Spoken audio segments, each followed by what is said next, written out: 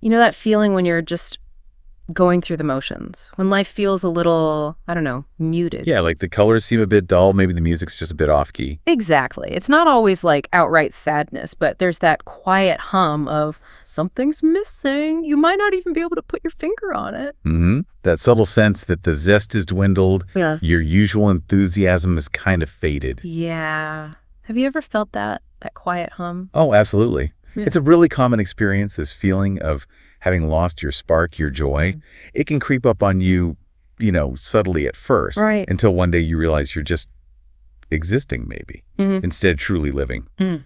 But what if you could not only recognize those subtle signs, but also, discover real, tangible ways to reignite that spark and keep it burning bright? That's exactly what we're diving into today. We've looked at a whole lot of insights on health, psychology, well-being, and we're going to unpack the most valuable nuggets, our mission, to give you a shortcut, really, to understanding what it means to lose your spark, maybe why it happens, and most importantly, how to get it back for good. Yeah, how to actually do something about it. Okay, let's unpack this.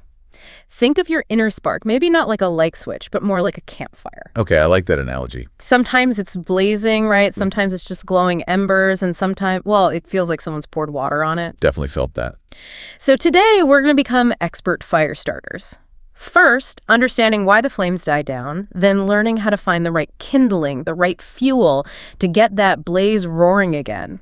Sounds like a plan. Where do we start? Okay, so to start our journey, let's get clear on what a dimming spark actually feels like. Really? Because it's rarely that sudden inferno going out. Often it's a slow, quiet dimming. Right, it's insidious sometimes. Yeah. And one major sign is just constant exhaustion. Yeah. And I don't just mean physical tiredness, though that's often part of it.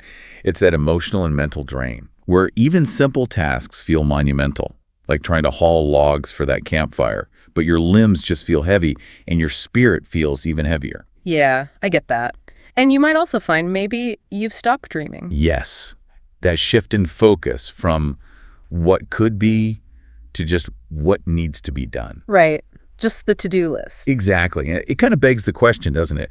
When did your mind stop being this playground of possibilities and just become, a checklist? Yeah, that's a really powerful point about lost dreaming. And it connects to another subtle thing we found. When those simple joys, the little things that used to light you up, they just don't bring happiness anymore. Mm-hmm. Like that good book or your morning coffee or just a walk in the park. Things that used to give you that little spark, that warmth inside. Yeah. If they now feel dull or uninteresting, like damp wood that just wouldn't catch fire, Yeah. that's a big red flag. It really is. And it makes you wonder, what's behind that shift? And sometimes it's this other nuanced indicator. Being content, but not really fulfilled. Okay. Explain that difference. Well, there's a fine line, isn't there, between appreciating what you have, which is good, and just settling for mediocrity. Right. You might have all the markers of a good life on paper, stable job, nice home, whatever, but you still feel that deeper sense that something's missing. Like your inner fire isn't really warming you from the inside out. So you're comfortable, but not alive. Precisely. And it raises that question. Are you maybe stifling your true desires, your potential, by just being content? Yeah. Are you choosing those comfortable embers over a real flame? And we also see constant procrastination showing up. Yes, but not necessarily out of laziness. No, exactly. It's putting things off because you lack the motivation, the passion for the tasks. It's more of a symptom, not the root cause. Yeah, like the warning light on your car dashboard. Perfect analogy. The light isn't the problem. It's just telling you something deeper is going on under the hood that needs attention. Right. And maybe the most profound sign, feeling disconnected from yourself. Just that sense of being out of touch with your own emotions or your values, maybe even your dreams. It's like looking in the mirror and not quite recognizing the person looking back. Or feeling your own internal fire as some distant glow rather than a part of you. Exactly. And when we connect this to the bigger picture, these signs often point towards something like burnout or even apathy. Okay, let's define those a bit more. Burnout versus apathy. Sure. So burnout is generally seen as prolonged stress leading to that emotional, physical, mental exhaustion. It makes you feel overwhelmed, drained, maybe helpless, hopeless, even cynical or resentful. Like your campfire has just been perpetually rained on. Good way to put it. You feel like you have nothing more to give. Now, apathy. Apathy is a bit different. It's more a curious state of not feeling. Like indifference. Exactly. An indifference that just saps your energy and interest. The word literally means without feeling. It's crucial to distinguish this from simple stress. Stress is usually feeling too much, too many pressures, too much going on. Oh. Right. Burnout, on the other hand, is often about not enough, feeling empty, devoid of motivation, almost beyond caring. And while you usually know when you're stressed, Oh, yeah. burnout can really creep up on you much more subtly. So, okay, if someone's listening and they're nodding along thinking, yeah, that sounds like me, how do they even begin to figure out if it's just regular stress or if it's heading into burnout or even apathy territory? Is there like a first step for checking in with yourself? That's a great question. I think a key differentiator that comes up is this. With stress, you often want to do things, but you just feel overwhelmed, like you can't. Right, too much on your plate. Exactly. With burnout, the desire itself starts to fade. You don't want to anymore. And with apathy, it's that profound lack of caring altogether. Wow. So the first step is really just honest self-observation.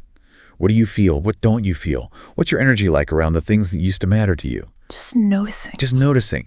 That simple act is crucial before you can even think about rekindling anything. That makes perfect sense. Okay, now let's explore why these flames die down. Because it's not just about being busy, is it? There's more to it. Oh, definitely more. The causes are multifaceted, like different kinds of damp wood that can stifle a fire.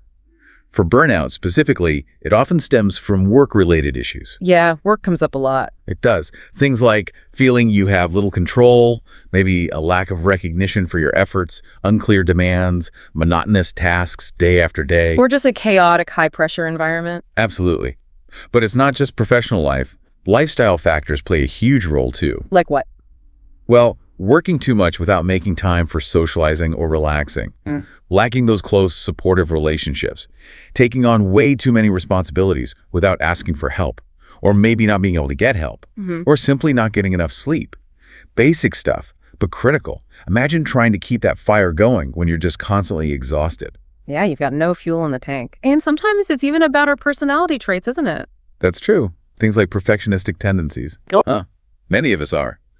Or maybe a generally pessimistic outlook, a really strong need to be in control of everything, or that classic high-achieving type A personality. These traits, while they can be drivers, can also inadvertently contribute to the spark fading. How so? They can lead to unrelenting pressure, constant self-criticism, basically pushing yourself until there's nothing left. It's like throwing way too much fuel on a small flame all at once. You actually smother it instead of feeding it. Wow, okay. That's a good visual. And what's fascinating with apathy is how it often links to pessimism about the future, or maybe going through a series of demoralizing events that leave you feeling like you just can't win. Yeah, feeling defeated. Exactly. Whether it's, big societal systems draining your energy, your verve, or simply living life on autopilot. Yeah. The common thread is that disconnection from what truly ignites you. You just don't care enough anymore. And paradoxically, you might not even care that you don't care. It's a really quiet kind of extinguishment, almost imperceptible sometimes. Okay, that's a bit heavy, but understanding the why is crucial. So the good news, you can absolutely get that spark back. Definitely. It's not a permanent state. Right. And the way forward seems to follow a kind of 3R approach. Recognize, reverse, and resilience. I like that framework. We've talked a lot about recognizing the signs and the roots. So now let's dive into reversing the damage and building that resilience to keep the fire blazing for the long haul. Okay. So the first crucial step that consistently comes up is to turn to other people. Connection. Yes. Social support is like nature's antidote to stress. It helps calm your nervous system, reminds you you're not alone on this journey. So practically, what does that look like? It means reaching out to loved ones, friends, family, maybe being a bit more sociable with coworkers if that feels right. Connecting with community groups that actually mean something to you personally. Finding your tribe. Finding your tribe, exactly. And there's real power in giving too. Even small gestures, like a kind word or a friendly smile for someone else, can significantly reduce your stress and broaden your social circle. You feel better in the process. It's like finding others to gather around the fire with you, sharing the warmth. Beautifully put, yeah. And building on that idea of connection. Yeah. Sometimes the best connection to rekindle is with our inner child. There's a real emphasis on the power of reconnecting with play and hobbies. Oh, absolutely. Think about it. Children are often joyful because they just play. Yeah. without judgment, without an agenda. Right. So the suggestion is to try and play like a child again. Dance silly in the park, if you dare, run around without a care, Right. or even just turn mundane errands into a little adventure, add a little dance move in the grocery aisle. Okay, maybe start small. Maybe start small, but the idea is to infuse fun back into the everyday grind. Rediscovering those simple pleasures, like finding that light, dry kindling that just needs a tiny spark. Exactly. You could revisit old hobbies. You used to love fishing, sculpting, playing an instrument. Yeah. Or pick up something totally new you've always wanted to try. Like music theory or a dance class. Yeah. Or even those, crazy attention-grabbing workouts some people do. Yeah. It sounds silly, but many people find their spark again just by learning new things or doing things they were once afraid or maybe too embarrassed to do. It's about that invigorating sense of accomplishment, maybe, that playful igniting of your spirit. Precisely. I love that idea, play like a child. It sounds so freeing. But honestly, for a lot of us, that can feel incredibly vulnerable or just awkward, especially in public. Oh, for sure. It takes courage. So is there any advice on overcoming that initial self-consciousness when you're trying to re-engage with something that feels almost childlike? Yeah, absolutely. The key seems to be starting small and maybe privately at first. Okay.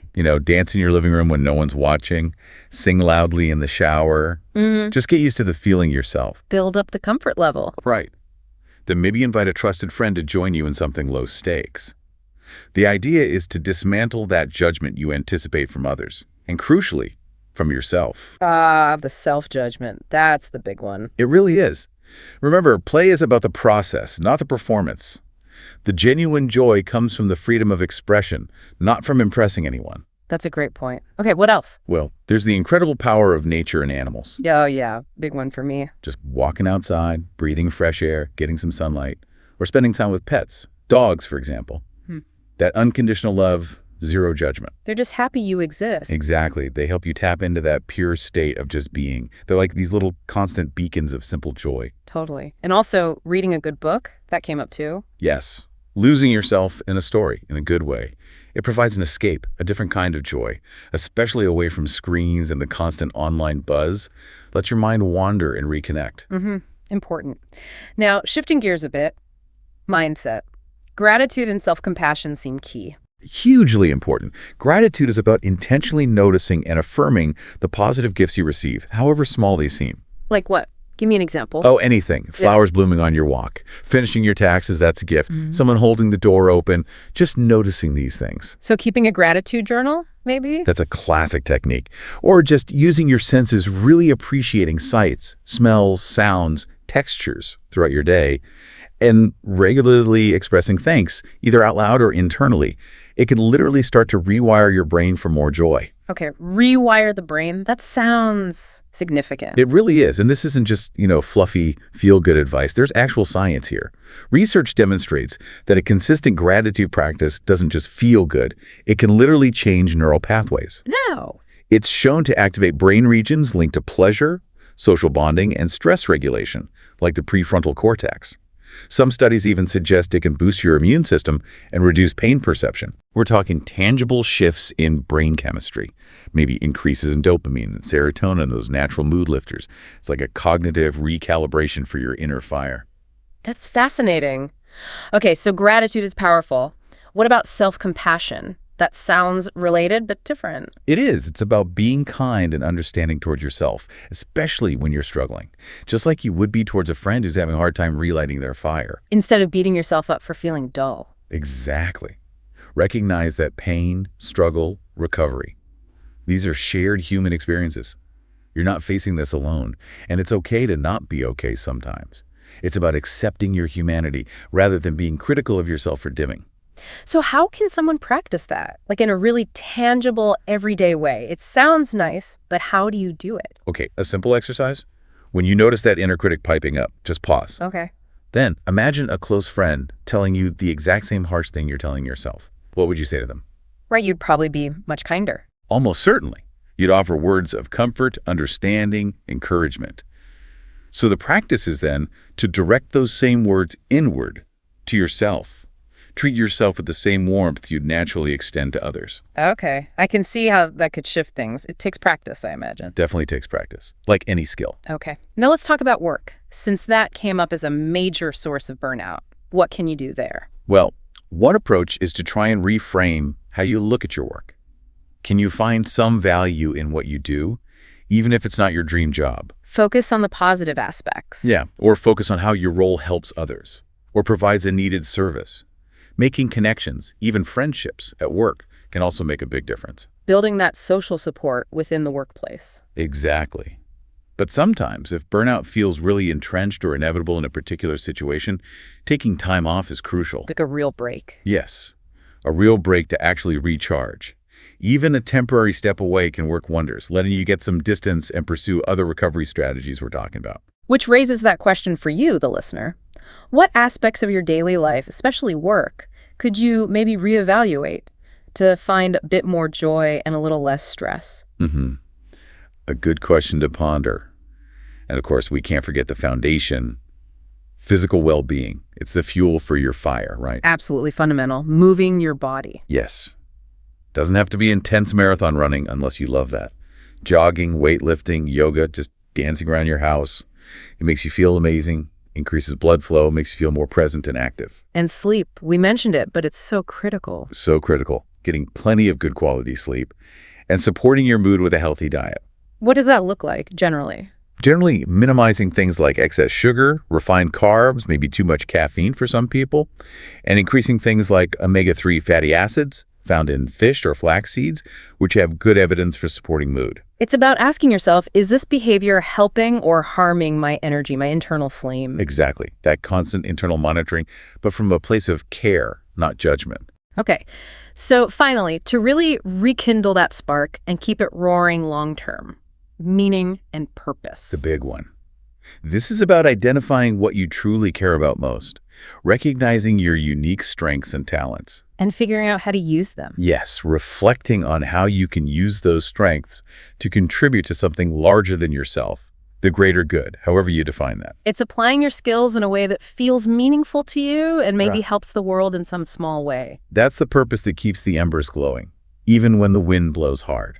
So are there exercises for this? How do you find that? Well, one powerful exercise is to imagine your best possible self. Maybe picture yourself at age 40 or 50 or whatever age feels relevant. Doing what you genuinely love, Yeah. caring deeply about it, what does that look like? Feel like? Visualizing it. Visualizing it. And another really concrete step is volunteering. Getting out there and doing something. Right. Find a community organization that aligns with your interests, your values, and offer your time or skills. It's not just about navel-gazing. It's about trying new things, feeling that invigorating sense of accomplishing something meaningful. And that can turn adversity, like feeling burnt out, into an opportunity for growth, right? For empowerment. Absolutely. It helps you feel stronger because you went through the vulnerability. It truly fans the flames. Wow. Okay. What a deep dive into rekindling your spark. We've really covered a lot. We have. And I think the big takeaway is that losing your spark isn't just, getting old or some random phase. It's a real signal. It's a signal that something needs attention. A warning that your inner fire is dimming and needs tending. Right. And the path back. It's this powerful combination of looking inward, taking action, and connecting with others. Remember that 3R approach. Recognize those subtle signs of dimming joy. Reverse the damage by actively seeking support, managing stress, finding play again. And build resilience by nurturing your well-being, your connections, and your sense of purpose. It sounds like it's about small steps, too. Absolutely. Doing one thing you enjoy each day, making progress towards a goal, however tiny it seems. It's a gradual process, definitely multi-step. Like adding small pieces of kindling to a fire, one by one. Exactly. It's entirely achievable piece by piece. It really is a journey, isn't it? Not some final destination you arrive at. And maybe the most provocative thought we can leave you with today is this. What if your spark isn't truly lost? What if it's just waiting to be uncovered, like a hidden secret that's always been there, just out of plain sight? Interesting. What if that zest for life is actually an inherent part of who you are, just waiting for you to create the right conditions for it to blaze brightly once more? That campfire within you, just waiting for your attention and care. That's a beautiful thought to end on. We really trust this deep dive is giving you a fresh perspective and maybe some actionable insights you can use. Until next time, keep exploring, keep questioning, and keep stoking that amazing fire within you. We'll see you for the next deep dive.